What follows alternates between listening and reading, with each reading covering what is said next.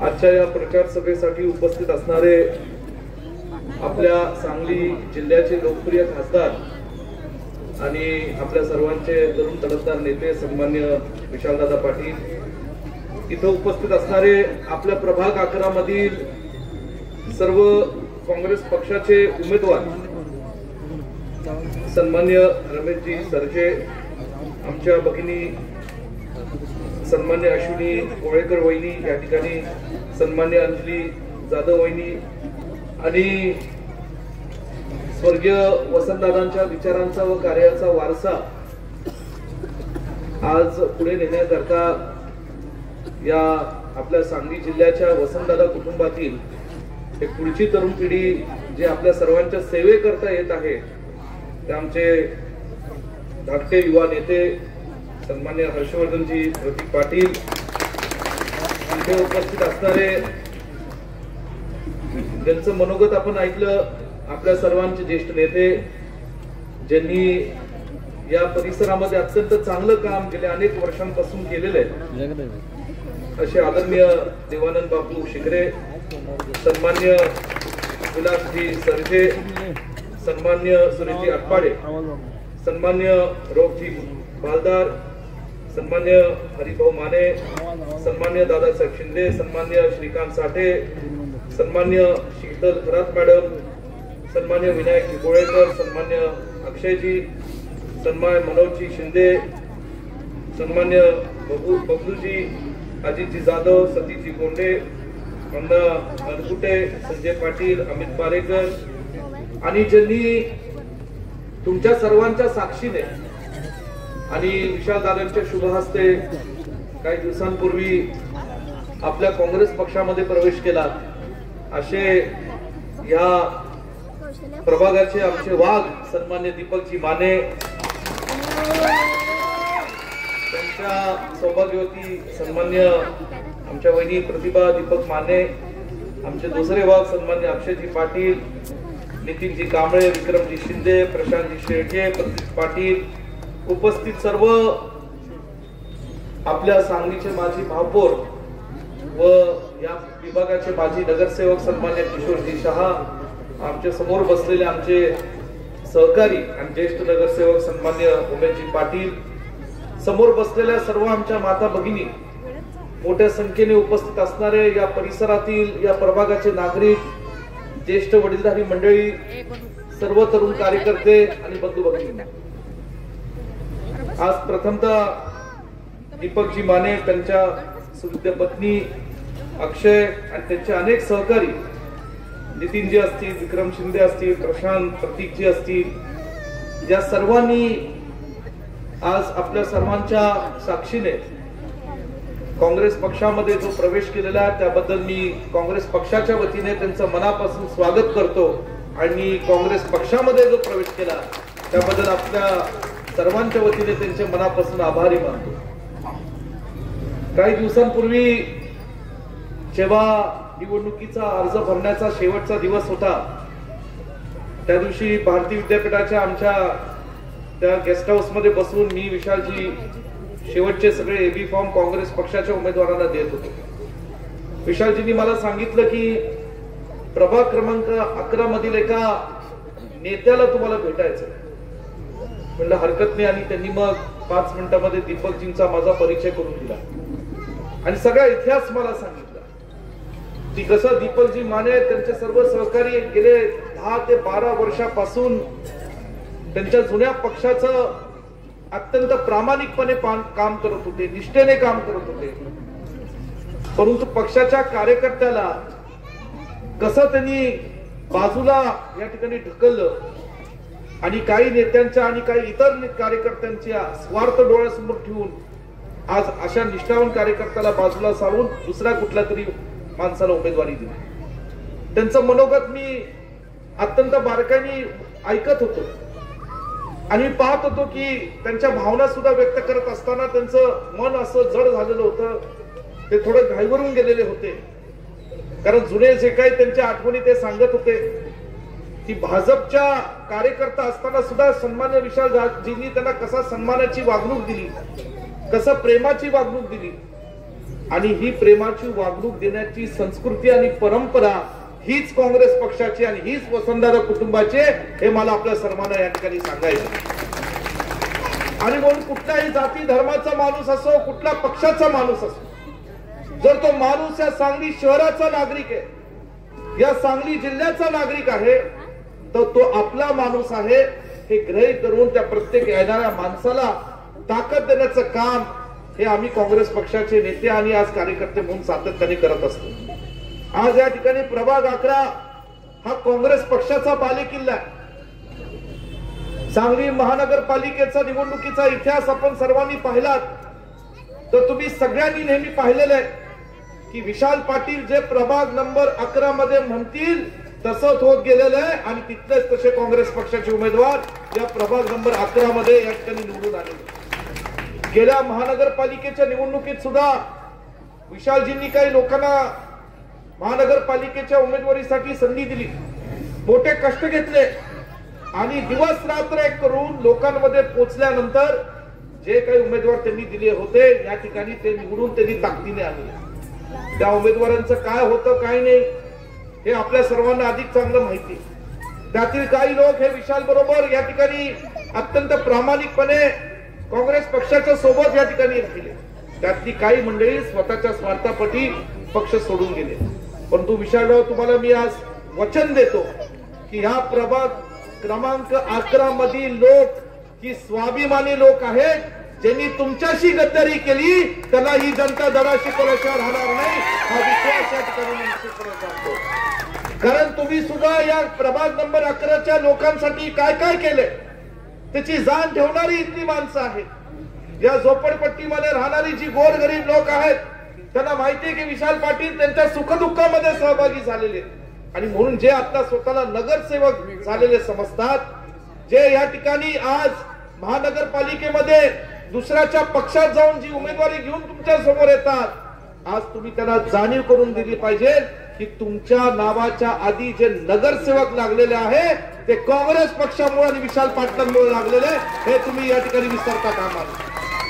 आणि म्हणून ही निवडणूक येणाऱ्या 15 तारखेची फार महत्वाची.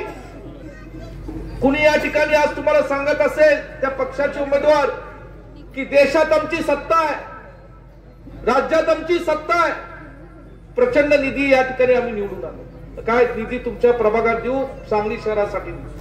परवा सुद्धा सांगलीच्या एका सभेमध्ये त्यांचे राज्याचे नेते आले आणि घोषणांचा पाऊस त्यांनी या ठिकाणी टाकला. मला एकच प्रश्न पडतो की तुमची सत्ता देशात सन 2014 पासून आहे. महाराष्ट्रामध्ये तुमची सत्ता सन 2014 ते 19 होती. मध्यंतरी 2-2.5 वर्ष महाविकास आघाडीची सत्ता आली, परत तुमची सत्ता आली. मग गेले 3-3.5 वर्ष तुमची सत्ता आहे. देशात राज्यात तुमचा एकेकाळी खासदार होता, विद्यमान आमदार तुमचे आहेत. मग जे तुम्ही सांगितल्या जनतेला शब्द दिला, आश्वासनं दिली ती या मागच्या काळामध्ये का होऊ शकली नाही? कारण त्यांना सांगलीसाठी काही विकास करायचा नव्हता. जाणीवपूर्वक या ठिकाणी या सांगली शहरातले लोक हे सर्व जाती धर्मातील लोकांना मानणारे लोक आहेत, विचारधाराला मानणारे लोक आहेत. या सांगली जिल्ह्यासाठी खऱ्या अर्थाने ज्या काँग्रेस पक्षाच्या विचारातून स्वर्गीय वसंतदादा असतील, स्वर्गीय पतंगरावजी कदम साहेब असतील, स्वर्गीय R.R. पाटील साहेब असतील, स्वर्गीय राजाराम बापू असतील, या सर्व दिग्गज नेत्यांनी जे जे केलं त्या विचारांना मानणारे लोक आहेत. म्हणून या भाजपच्या नेत्यांनी जाणीवपूर्वक या सांगलीला डावलण्याचं पाप इथं केलेलं आहे. मला आपल्या सर्वांना सांगायचंय, देशात राज्यात सत्ता नव्हती हे खरं आहे, पण देशात राज्यात जेव्हा सत्ता नव्हती तेव्हा माझा भाऊ विशाल पाटील खासदारकी लढला आणि तुमच्या सर्वांच्या आशीर्वादाने हा आमचा विशाल पाटील हा मोठा अधिक मताधिकारी या ठिकाणी महाराष्ट्रातला अपक्ष आणि काँग्रेस पक्षाच्या विचाराचा खासदार झाला. मी त्याच्या पाठीशी होतो, तुम्ही सगळे आमच्या सोबत पाठीशी खंबीरपणे उभे राहिलात. पण तो सांगण्याचं कारण आज ही काँग्रेस पक्षाचा हा बालेकिल्ला आहे. विधानसभेत असो, लोकसभेमध्ये आपण प्रचंड मताधिक्य विशालजींना दिलं. म्हणजे या सांगलीमध्ये आज ही काँग्रेस पक्षाची विचारधारा ही तळागाळापर्यंत पोहोचलेली. आणि म्हणून आपल्या सर्वांना सांगायचंय, इथं दीपक जे असतील, अक्षय जे असतील, बाकीच्या आमच्या भगिनी आज या ठिकाणी आंबेडकरी चळवळीतल्या आमच्या भगिनी, त्यांचं मनोगत मी ऐकत होतो, बापूंचं मनोगत मी ऐकलं. अनेक गोष्टी मला या ठिकाणी बोलण्यासारख्या आहेत, परंतु मी तुमच्या सर्वांचा जास्त वेळ घेणार नाही. मला आपल्या सर्वांना एकच सांगायचं की हे जे काय सांगतात ना, अनेकदा मी असं गेले नगरपालिकेच्या निवडणुकांपासून एक गंमत ऐकत आलेलो आहे. टीव्हीवर चॅनलवर काही आलं निवडणुकीचं की या महायुतीमध्ये 3 पक्ष आहेत. 3 पक्ष कुठले तुम्हाला चांगलं माहिती. एका पक्षाचा कार्यकर्ता उठून सभेमध्ये म्हणतो की सगळ्या तुमच्या कामांना निधी आम्ही देणार. का निधी आम्ही देणार? तर तिजोरीची चावी आमच्याकडे. दुसऱ्या पक्षाचा नेता उठून म्हणतो कार्यकर्ता निधी तुम्हाला आम्ही देणार महायुतीतलाच. तो का म्हणतो? तिजोरी आमच्याकडे. मग तिसरा बहादरांनी वेगळंच काढलं, जी तिजोरी ज्या बँकेमध्ये ठेवलेली आहे ती बँकच आमची. अरे का म्हणजे तिजोरीची चावी एकाकडे, तिजोरी दुसरीकडे, बँक तिसरीकडे. अरे तुम्ही सगळे विसरलात, ज्या बँकेत पैसा आहे तो पैसा महाराष्ट्राच्या गोर गरीब जनतेचा आहे. हा तुमच्या काकाचा पैसा नाही, हा पैसा महाराष्ट्रातल्या सर्वसामान्य लोकांचा आहे. आणि म्हणून जर या शहराच्या विकासासाठी सरकारच्या माध्यमातून पैसे जर येणार असतील तर त्यांना कायद्याने द्याव्या लागतात. हे आपल्या हक्काचे पैसे, कोण कुणाच्या खिशातले पैसे देत नाही. आणि म्हणून हे सगळ्याच्या काय बाता चालल्यात आज महाराष्ट्राच्या जनतेला फसवण्याच्या, ह्याला सांगलीची जनता बळी पडणार नाही हा विश्वास तुम्हाला देतो. आज या ठिकाणी 4 उमेदवार विशालजींनी निवडले.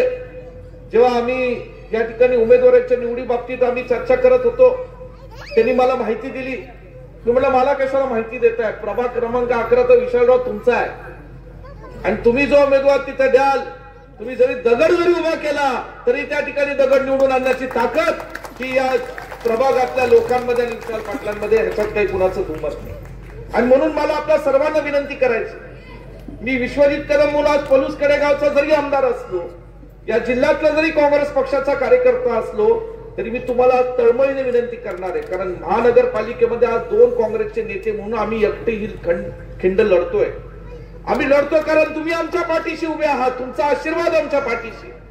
सर्वसामान्य लोकांपर्यंत विकास पोहोचला पाहिजे, त्यांच्या सुखदुःखापर्यंत सहभागी झालं पाहिजे, म्हणून आम्ही ही लढाई लढतोय. आणि म्हणून आपल्या सर्वांना सांगायचं की जेव्हा महानगरपालिकेचा निकाल 16 तारखेला होईल, मगाशी कुणीतरी उल्लेख केला की 11 नंबरच्या सर्व उमेदवारांच्या या ठिकाणी गुलाल पडेलच, पण तुमचा गुलाल हा माझ्यावर पडला पाहिजे अशी नम्रपणे विनंती या ठिकाणी मी आज करायला या ठिकाणी आलो. 11 नंबरचा गुलाल या ठिकाणी मला पाहिजे. तुम्ही सगळे देणार का? तेवढं द्या. आणि पुढे तुम्हाला जे जे द्यायचंय त्याला विश्वजित कदम आणि विशाल पाटील जबाबदार राहतील, हा निश्चितपणे तुम्हाला देईल. आणि म्हणून कोण कुठे दहशत करता ह्याच्या या ठिकाणी काळजी करू नका.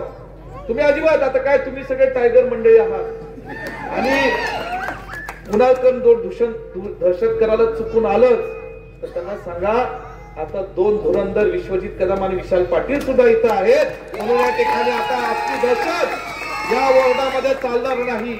आणि कुणी करण्याचा प्रयत्न केला तर आम्ही खपून घेणार नाही. जसं तसं या ठिकाणी उत्तर दिलं जाईल हे या ठिकाणी मी तुम्हाला सांगतो. आणि म्हणून या सर्व जाती धर्माची चांगल्या कुटुंबातले 4 उमेदवार आम्ही दिले. आज आमचा हर्षवर्धन पाटील आज विशालजींच्या नेतृत्वाखाली आज अत्यंत चांगलं काम करण्याचा प्रयत्न करण्यासाठी तुमचा आशीर्वाद घेण्याकरता आलाय. तरुण कार्यकर्ता आहे, त्याच्यामध्ये एक उमेद आहे, जिद्द आहे, त्याला काहीतरी आपली सेवा करायची. आणि म्हणून आपण सगळ्या या 4 उमेदवारांना आशीर्वाद द्या, त्यांच्या पाठीशी खंबीरपणे उभे राहा. आणि पुन्हा एकदा महानगरपालिकेच्या माध्यमातून या संजय नगर आणि प्रभाग क्रमांक 11 मधील आपल्या सर्वसामान्य गोरगरिबांची सेवा करण्याकरता या ठिकाणी त्यांना संधी द्या. आज पूजा वहिनी सुद्धा इथं बसलेल्या आहेत, त्याही आपल्या भगिनी आणि आज समोर बसतात. मलाच खरं गडबडलं, मी म्हणलं विशालराव त्यांना वर बसवा, तर ते म्हणले नाही. ते म्हणले नाही वहिनी, मी म्हणालो वर बसवा. सांगितलं आपलं भांडण लावत नाही, पण सांगितलं कारण वहिनीचा स्वभावच तसा आहे. वहिनी सुद्धा आज सर्वसामान्य लोकांमध्ये रोज सकाळपासून दिवस रात्र मेहनत करणारी आमची बहीण आहे. आणि त्या बहिणी बाबतीत सुद्धा आम्हाला मनापासून या ठिकाणी अभिमान आहे. आणि म्हणून या ठिकाणी आज आपल्या सर्वांना मला सांगायचंय की हा प्रभाग क्रमांक 11चा गुलाल हा आम्हाला सर्वात महत्वाचा आहे सांगली महानगरपालिकेमध्ये. आणि हा तुम्ही द्यायचा आहे. आणि ज्या दिवशी तुम्ही द्याल, मी सांगितलं विशालजी तर तुम्हाला जबाबदार आहेतच, पण विश्वजित कदम सुद्धा आता त्याच्या खांद्याला खांदा लावून प्रभाग 11च्या या ठिकाणी तुम्हाला जबाबदारी थोडं बोलतो. आणि आज तुम्ही सगळेजण मोठ्या संख्येने इथं जमलात. ज्यांनी काँग्रेस पक्षामध्ये प्रवेश केला त्यांना मी आश्वासित करतो की तुम्हाला जुन्या पक्षासारखा आम्ही वाऱ्यावर सोडणार नाही. आम्ही तुमच्या पाठीशी खंबीरपणे उभं राहू आणि तुम्हाला ताकद देऊ. एवढा निश्चितपणे आज या ठिकाणी शब्द थांबतो. जय हिंद, जय महाराष्ट्र.